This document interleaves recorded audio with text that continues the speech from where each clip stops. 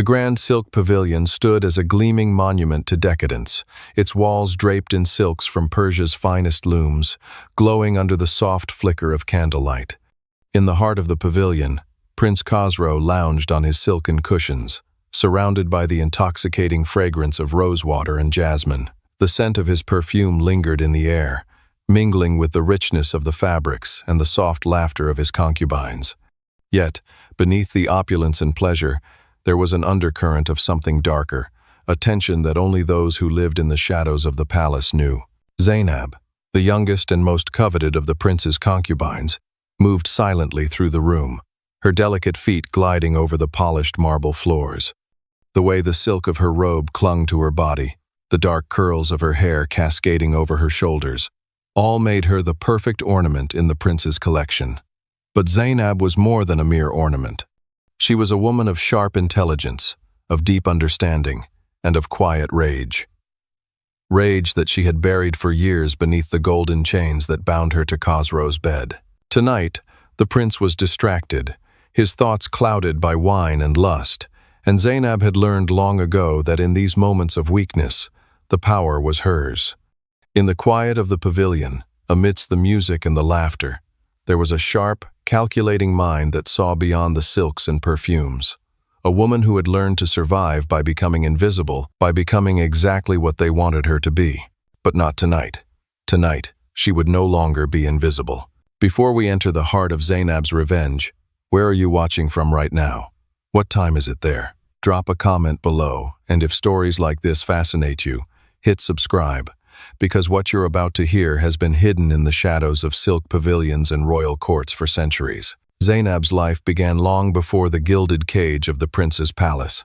She had been born far from the luxuries of Persia, in a small village in the mountains of Syria. Her family had been poor, their lives spent in the shadow of war and famine. But Zainab was different from the other children in her village. She had the beauty that caught the eyes of men, and the intelligence that made her stand out in ways that could either uplift her or doom her. And when the traders came, offering a high price for a young woman like her, she was sold. At the age of 14, Zainab found herself taken from her family, forced onto a caravan bound for the royal courts of Persia. The long journey was a blur of terror and confusion, but she had learned quickly. She was not just a young woman, she was a commodity, a treasure to be kept in the prince's harem. She was trained in the arts of the court, the languages of the nobles, the dances and songs, the delicate art of pleasing a man. It was a training that taught her how to use her body, her beauty, her mind, to survive in a world that was designed to strip her of everything else. When she arrived in the palace, she was little more than a girl, her innocence already marred by the knowledge that she was nothing but a slave. The prince's harem was a world of opulence and cruelty, of silk and blood. It was a world where beauty was bought and sold, where women were prized for their youth and discarded when they grew older. It was a world where power was held by those who could control the bodies and hearts of the women in the prince's collection. Khosrow, the Persian prince, was a man of charm and cruelty. His soft voice and elegant demeanor made him the perfect ruler on the surface. But beneath that facade was a man who enjoyed the suffering of others. He was a man who believed in owning everything, and that included the women who lived in his palace. His concubines were prized possessions, each one vying for his attention, for a place of power in his court. But there was no true affection in his relationships. The women were tools, tools to please him, tools to bear him children, and, when they became obsolete, tools to be discarded. Zainab had always known her place. She knew that her beauty would be used to her advantage, but she also knew that it would be her undoing. The prince's desires were fickle, and the women in the harem were constantly vying for his attention. But Zainab had learned the most valuable lesson in the palace. To survive, she needed to be invisible, to blend into the background like the other women who had long ago accepted their fate. She became a master of silence, of waiting for the right moment. For years, she endured the prince's caresses, his demands, his constant presence in her life. She had been his favorite, the one he called for when he wanted a quiet companion, or when he desired a night of passion. Zainab learned to navigate his desires, to give him what he wanted, and to conceal the fury burning inside her. The other women in the harem envied her position, but they didn't understand the cost. They didn't see the way the prince's cruelty seeped into every part of her life. It was not the pain of his touch that hurt her. It was the power he had over her life. Each time he summoned her, each time he claimed her as his own, Zainab lost a little more of herself. Her beauty, her intelligence, her soul, all of it was consumed by the prince's demands. But beneath the surface, something was changing. The longer Zainab lived in the silk pavilion, the more she began to see the cracks in Khosrow's control. She began to understand that the prince's power was not as unshakable as he believed. She saw how the other concubines came and went, how they were discarded like broken dolls when they grew old or failed to please him. She saw the cracks in the palace's walls, the political rivalries, the alliances that held the palace together. Zainab had learned the game. And now, she would play it. Her thoughts grew colder, more focused. She knew what had to be done. She had endured long enough. But to strike at the heart of the prince, to take his life, would require more than just a plan. It would require the right moment, the perfect opportunity. Zainab had waited years for this. She had learned to observe, to study her surroundings, and to understand the prince's weaknesses.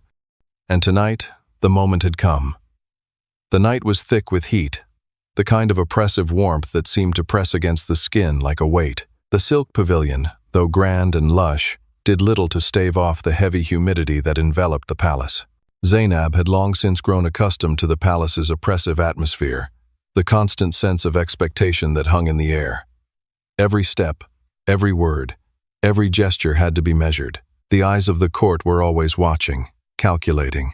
Tonight, the prince had invited her to his private chambers once more. It wasn't unusual, she had been his favorite concubine for years, but tonight, something felt different. Theodoros, the chief eunuch, had whispered to her earlier that the prince had grown increasingly restless. He had been drinking more heavily, spending his nights in the company of one of the younger concubines, a woman who had recently caught the prince's eye. Zainab had seen the way Khosrow had begun to favor her, lavishing attention on her like a pet. But Zainab was patient. She had learned to wait for the right moment, the precise moment when her revenge would land. The silk pavilion was empty now, its luxurious fabrics and cushions scattered like a lavish bed of roses waiting for their next victim. Zainab entered the room silently, the doors closing behind her with a soft click. She moved across the floor as though she were walking through a dream, her eyes narrowing in the dim light. Khosrow was sitting at the far end of the room, his back turned to her, as he studied a scroll.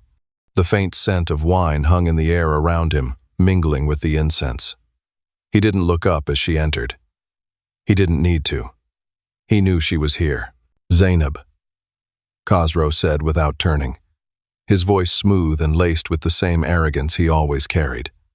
"You look beautiful tonight." As always, Zainab's eyes flickered, her lips curling into the faintest smile. She stepped forward, her movements graceful and measured. Her heart was calm, her mind sharp. Tonight was the night she would claim what had been stolen from her. Tonight, the prince would die. "Thank you, my lord," she replied, her voice soft and obedient, the same voice she had used for years. But beneath the surface, there was a coldness that only she knew. The prince looked over his shoulder at her, his eyes narrowing slightly as he took in her beauty. The years of serving him had made Zainab a master of seduction, a tool he used when he wanted to forget the responsibilities of ruling his vast kingdom. But now, as he gazed upon her, he saw something more. The same fire that had smoldered in Zainab's heart for so long now burned brightly in her eyes. He didn't know it yet, but the end had already begun. Khosrow stood slowly and turned to face her, his expression shifting as he took in the sight of Zainab standing before him. Her soft robe clung to her body in the dim candlelight, her long black hair falling over her shoulders like a veil of silk. She was the epitome of grace, the perfect concubine. But Zainab knew what he didn't. She was no longer the submissive slave he believed her to be. Zainab moved closer to him, her gaze steady, and for a moment, the prince didn't say anything. His hand reached up to touch her face, trailing his fingers down her jaw, as if to remind her of the power he still held over her. But Zainab didn't flinch. She had grown numb to his touch long ago, as she had to the countless others who had sought to own her. She stood there, allowing him to feel the illusion of power, the illusion of control that he clung to so tightly. But her thoughts were not on his hands. They were on the blade hidden beneath the folds of her robe, the one that would end him. "I've been thinking about you," Khosrow said, his voice now tinged with something deeper, perhaps lust, perhaps something else entirely. "You are my favorite, Zainab. No one compares to you." His words were sweet, laced with the familiar poison of his charm. But Zainab could see through them. She had seen his true nature over the years, how he had used and discarded women like old clothes, how his cruelty ran deeper than his affection. His words were empty. His touch was nothing but a reminder of what he had stolen from her. Her body, her soul. "I'm glad to be of service, my lord," Zainab replied, her voice calm, but her eyes never leaving his. "How may I serve you tonight?" 9. For a moment, the prince's gaze softened, and he stepped forward to take her in his arms. But this time, Zainab didn't step back. She allowed him to pull her close, her heart steady in her chest. She could feel the warmth of his body, the faint scent of wine on his breath. But beneath it all, she could feel the blade pressing against her side, hidden in the folds of her silk robe. She could feel the cold metal, the sharp edge that would soon find its place in his flesh. Khosrow whispered her name as he leaned in to kiss her, his lips brushing against her ear. But as his lips touched her skin, Zainab's hand slid to the hilt of the blade, her fingers wrapping around it with purpose. Without warning, she turned sharply, slipping the knife from her robe and driving it into his side, just beneath his ribs. The prince gasped in shock, his body jerking backward in surprise, but he could not scream. His breath caught in his throat, a sharp, choking sound escaping him as the blood began to pour from the wound. Zainab stepped back, watching him as he crumpled to the floor, his eyes wide with disbelief. There was no fear in her heart, only a strange, detached satisfaction. She had waited for this moment, planned for it, for years. The prince's arrogance, his cruelty, had brought him to this moment. And now, he would pay. Khosrow's hands clutched at the wound, but there was no stopping it. The blood continued to flow, staining the silks beneath him, staining the floor, staining everything he had ever touched. His eyes searched hers, but there was no mercy in her gaze. There was no pity. "Why?" he gasped, his voice hoarse, his strength fading. Zainab knelt beside him, her eyes never leaving his as his life drained away. "Because I was never yours to control," she whispered coldly. "And tonight, you will be the one who is owned." As his body grew still, Zainab stood and wiped the blood from her hands. She glanced around the room, taking in the opulence, the silk, the wealth that had once trapped her. It was all meaningless now. She was free. The silence of the silk pavilion was deafening in the moments following Khosrow's death. Zainab stood over his lifeless body, the Prince of Persia, once full of arrogant pride, now nothing more than a discarded puppet whose strings had been severed by her own hands. His blood pooled beneath him, staining the luxurious silks that had once draped over him like a crown. The scent of rosewater and incense hung in the air, but now it was mingled with the unmistakable tang of blood and death. Zainab's breath was steady. Her heart, though calm, felt as though it had just awakened from a long, silent slumber. The long years of waiting, the torment she had endured at the prince's hands, the dreams of freedom tonight, it all had come to fruition. She had done it. She had killed the man who had held her captive for so long, and in his place, a space had opened a space for her to become something else. Her eyes flickered over the room, taking in the gleaming golden statues, the tapestries that depicted scenes of conquest and power, the silk cushions on the floor. All of it, she realized, was meaningless. For years, she had been forced to live in this opulent cage, a golden prison that had promised her pleasure, but only delivered pain. She had been a toy, a jewel to adorn the prince's collection, but no more. Her hands still felt the grip of the knife. The weight of it, the sharpness of it, was a memory now embedded in her body, a mark of the power she had taken for herself. She stood there for a moment longer, her chest rising and falling slowly. as if in disbelief that the prince was really gone. Her fingers slowly wiped the blood from her blade, the crimson red staining her skin, and for the first time in years, she felt truly alive. But there was no time to linger. The first sound of footsteps echoed outside the door, the unmistakable heavy tread of palace guards. The news of the prince's death would spread fast. His men would come to investigate, to take control, to avenge their master. Zainab knew she had no time to waste. She turned swiftly, her steps purposeful as she moved toward the nearby mirror. For a brief moment, she saw her reflection, a young woman, poised and calculated, her beauty unmarred by the horror she had just wrought.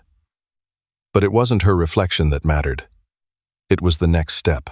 Zainab gathered the silks around her, wrapping them tight and binding them in the folds of her robe, hiding the blade within the fabric. She adjusted her hair, pulling it into a neat, orderly knot, making sure not a single strand of dark hair escaped. In the palace, appearances were everything, and Zainab knew that the smallest detail could betray her. The footsteps outside the door grew louder, but Zainab was already moving, her mind working quickly. She had prepared for this moment, had planned every step.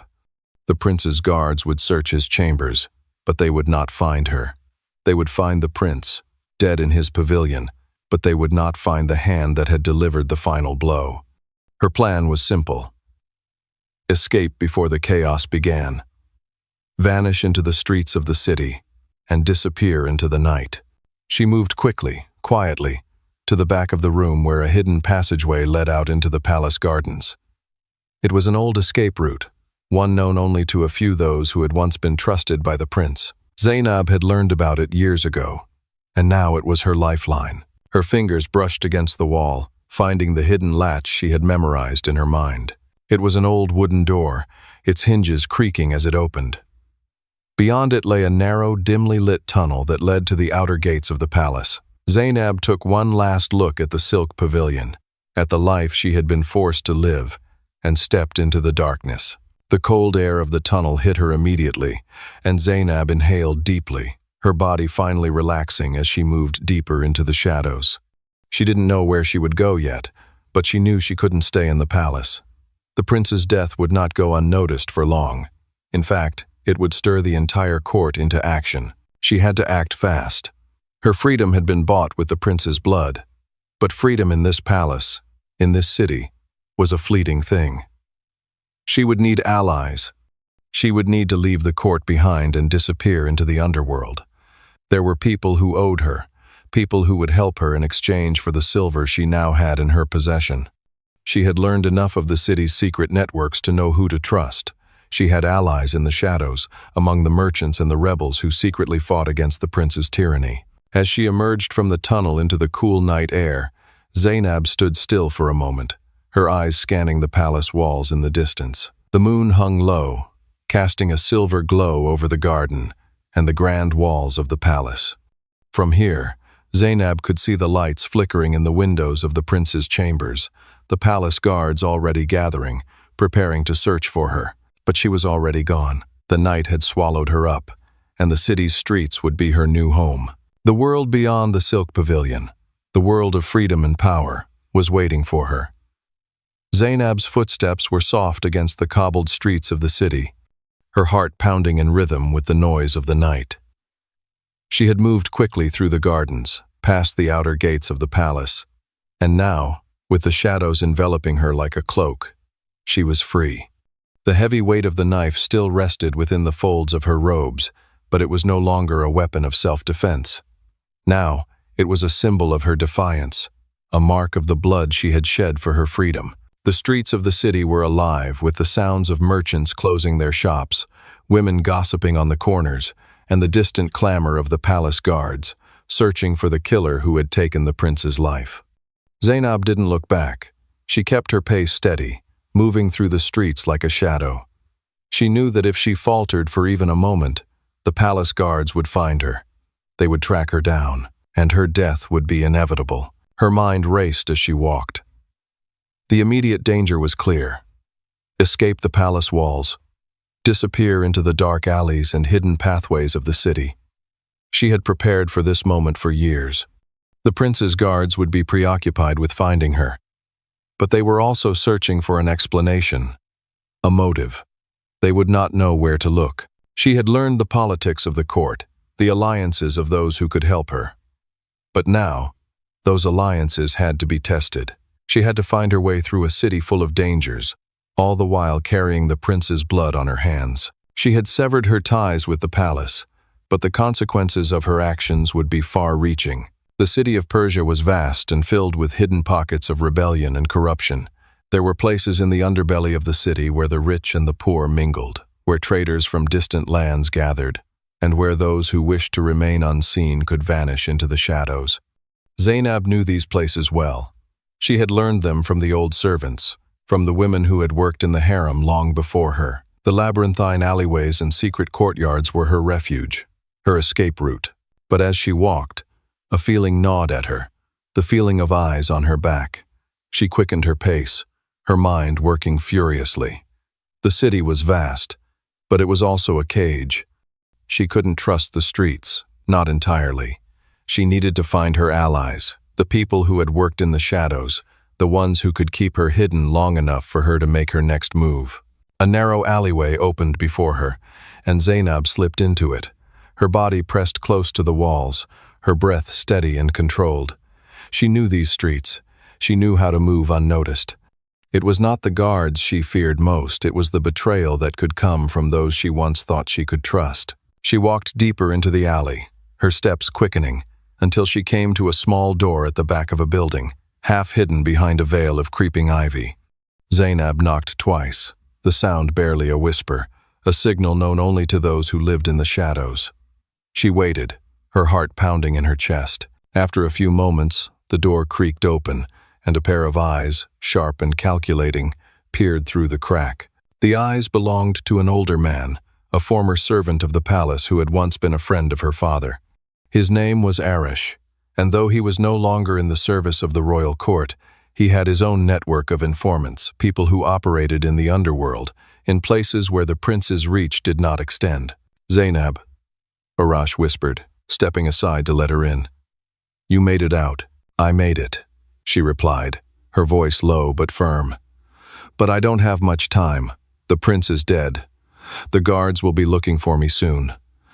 Arash closed the door behind her, his eyes scanning the dark alley before he turned to face her. "I heard the news. The prince is dead. But your escape won't be easy. There are those who will want to make an example of you. They will stop at nothing to bring you back." Zainab nodded, the weight of her decision pressing down on her. "I know, but I'm not going back. I can't. Not after everything he did to me. To all of us." Arash studied her for a moment, his eyes narrowing. "I understand. You did what you had to do, but it's not just about survival now. You have to be careful. There are people in the city who will use your actions for their own gain. They'll want to control you." Zainab stood tall, her chin lifted. "I'm not anyone's pawn anymore. I have a plan. I just need time. I need the resources to fight back." Arash hesitated, then nodded. "You're right. Time is what you need, and I can help with that." He moved to the back of the small room and pulled open a cupboard, revealing a stash of goods money, weapons, and maps of the city's underground routes. "Take what you need, but remember, you won't be able to rely on me forever. I'll help you escape the city for now, but you'll have to make your own way after that." Zainab looked at the weapons, her eyes flickering with determination. She took a small dagger, its weight familiar in her hand, and a satchel of gold coins. She knew that the journey ahead would be fraught with danger, but she also knew she couldn't afford to be weak. Not now. Not after everything she had lost. "I'll make my own way," she said, her voice steady. "But I will not let this be the end of it. I'll make them pay for everything they've done." Arash nodded, his face grim. "Just be careful. The city is watching, and there are people who would see you dead rather than let you disrupt the balance." Zainab didn't reply. She didn't need to. She had heard enough. Her heart was set on one thing: vengeance. She turned toward the door. "I'll be back when it's over," she said, stepping out into the night. "I promise." The streets of the city felt different now, colder somehow, as if the very air had become thicker with secrets. Zainab moved through the narrow alleys with the ease of someone who had lived in the shadows her entire life.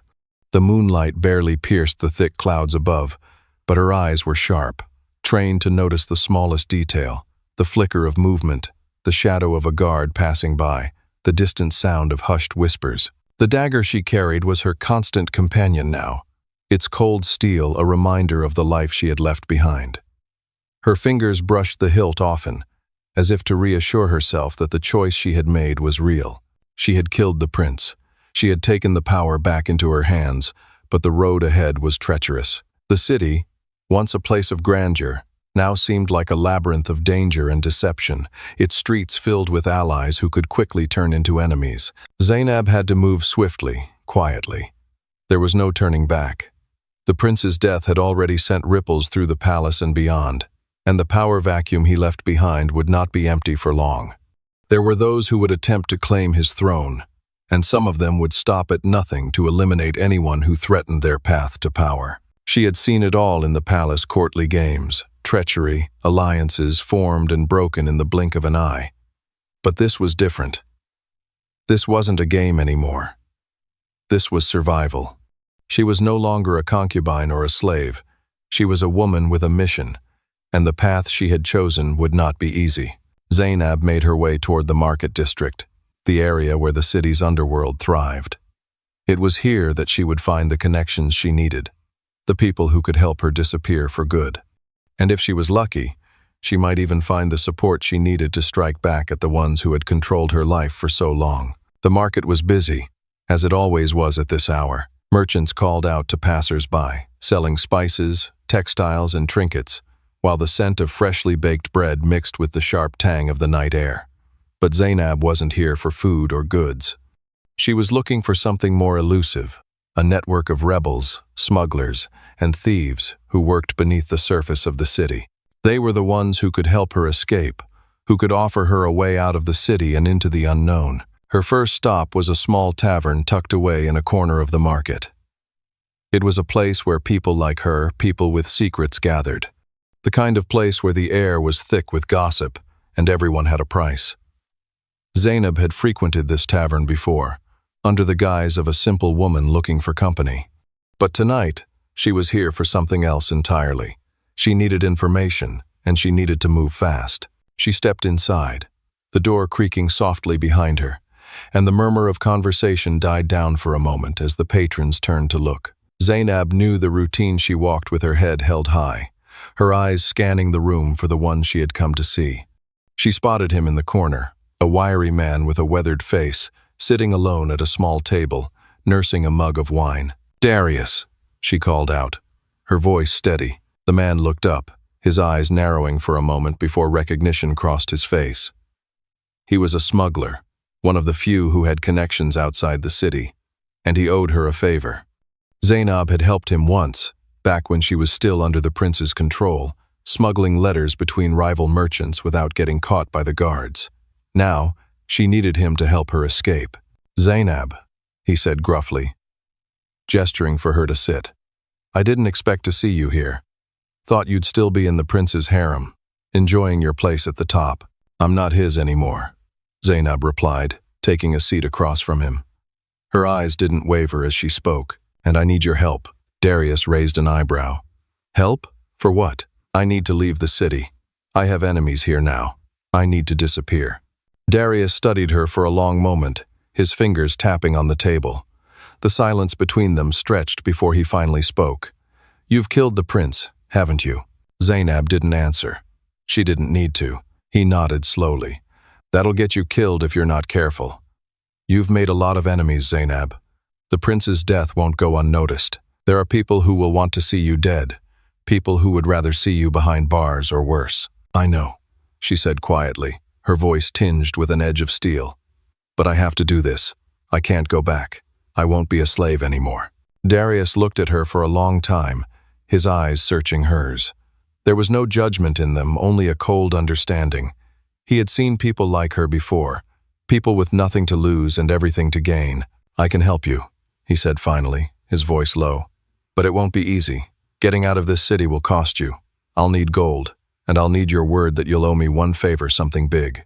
Zainab nodded, her mind already working out the cost. "You'll have it. Whatever you need." He paused for a moment, then nodded. "All right. There's a ship leaving the port tomorrow night. A merchant ship headed to Byzantium. I can get you on it. But you'll have to move fast, and you'll have to disappear once you get there. No, looking back." Zainab stood up, her heart racing. She could feel the weight of the decision pressing on her chest. This was her chance. This was the only way out. "Thank you," she said, her voice steady but filled with a sense of urgency. "I'll be ready." The escape was set, but Zainab knew that no plan was foolproof.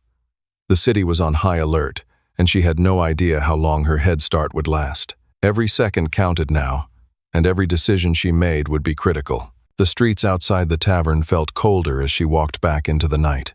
The wind whipped through the narrow alleyways, carrying with it the scent of uncertainty. Zainab's mind raced as she considered what would come next. The prince was dead, but his death was just the beginning. Now, the real fight for her freedom would begin. But Zainab was ready. She had no choice but to be. The days passed in a blur of action, each moment a step closer to the escape that Zainab had worked so hard to prepare for. She had left behind the silk pavilion, the palace, the life she had once been forced to endure. But the world outside the walls of the palace was not what she had imagined. It was darker, more treacherous, and far more dangerous than she had anticipated. Zainab spent her days moving through the hidden alleyways of the city, keeping to the shadows, always alert. Darius had arranged everything for her. He had secured passage on a merchant ship bound for Byzantium, a far-off city where she could start over. But even as she prepared for her departure, Zainab knew that she couldn't escape her past so easily. The prince's death had sent shockwaves through the palace, and the repercussions would reach far beyond the city. Her escape would not be easy. There were people who wanted her dead, people who would not rest until she was brought to justice. But she had made a decision, and there was no turning back now. The night of her escape arrived. Zainab had carefully prepared herself for the journey ahead, but she still had the weight of her decision pressing on her chest. She had a small bag packed with the essentials, gold coins, a few personal items, and the dagger that had served her so well. The night was dark, the moon hidden behind thick clouds, and the city was quiet, save for the distant calls of the night watchman and the occasional sound of a carriage rolling down the cobblestone streets. She made her way to the port, her steps quick and quiet, her heart racing with both fear and excitement. Every sound, every shift in the shadows made her jump. The air felt thick with tension as she approached the dock. Darius had promised that everything would be ready, but the uncertainty gnawed at her. She knew that the moment she stepped onto that ship, her life would change forever. When she reached the port, she saw Darius waiting for her by the water's edge. He was a shadow in the night, his figure barely visible under the dim lanterns that hung on the docks. His face was set, his expression grim. "It's time," Zainab said, her voice steady, but there was a hint of unease in her tone. Darius nodded, his eyes scanning the dark horizon. "The ship's ready. You'll be safe once you're on board. But remember, once you leave this city, there's no coming back. No one will know you. No one can find you." Zainab glanced around, her senses heightened. The port was deserted, save for a few dockhands loading crates onto the nearby ships. The prince's death was still a secret, but it wouldn't stay that way for long. The city would soon be on high alert, and there would be no place for her to hide. "I know," she said, her voice barely above a whisper. "I'll be ready." Darius motioned for her to follow him, and they moved quickly through the shadows, ducking behind crates and barrels to avoid detection. The ship was docked at the far end of the pier, its sails already raised in preparation for the journey ahead. Zainab's heart pounded as they neared it, the sound of the water lapping against the side of the ship creating an eerie, rhythmic noise. When they reached the ship, the crew was already aboard, ready to set sail. Darius spoke to the captain, a grizzled man with a stern face, who nodded and motioned for Zainab to come aboard. She stepped onto the ship, the wooden planks creaking beneath her feet. "Welcome aboard, miss," the captain said gruffly. "The sooner we leave, the better. The city's not safe for anyone right now. Zainab nodded, her gaze sweeping across the ship. The crew was busy preparing for departure, unaware of the tension that hung in the air. They were just workers, heading to Byzantium to deliver their cargo. To them, Zainab was just another passenger, a woman seeking a new life. But to her, this ship was more than a vessel. It was her chance for freedom, her chance to rewrite her story. As the ship set sail, the city of Persia slowly disappeared behind them, the lights of the palace and the docks fading into the distance. Zainab stood at the edge of the ship, her hands resting on the railing as she looked out over the water. The wind blew through her hair, the salt water stinging her face. It was a sensation she had never experienced before, and it felt like a cleansing, like a new beginning. But even as she left the city behind, Zainab knew that her past would always follow her. The prince's death was just the beginning. She had made powerful enemies in the court, and they would not forget. But for now, she was free. She had taken the life of the prince who had enslaved her, and she had escaped the palace that had held her captive for so long. The ship sailed on through the night, and as Zainab watched the city vanish into the horizon, she felt a sense of finality settle over her. She had done what she had set out to do, and now there was nothing left but to move forward. In the distance, the land of Byzantium awaited her. It was a land of new possibilities, of new faces, and new opportunities. It was a land where she could start over, where no one knew her name, and no one knew the blood she had spilled to get there. But even as she looked toward the future, Zainab knew that she had crossed a line. The blood of the prince still clung to her, and the path ahead would not be easy. There would be more challenges, more enemies, and more choices to make. But Zainab was no longer the slave she once was.